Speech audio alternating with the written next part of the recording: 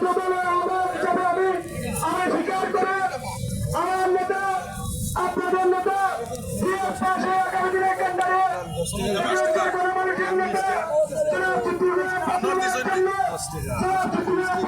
সহযোগিতার কারণে আপনাদের মাঠে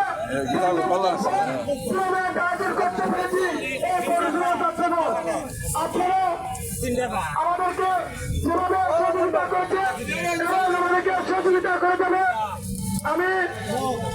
আমি এখন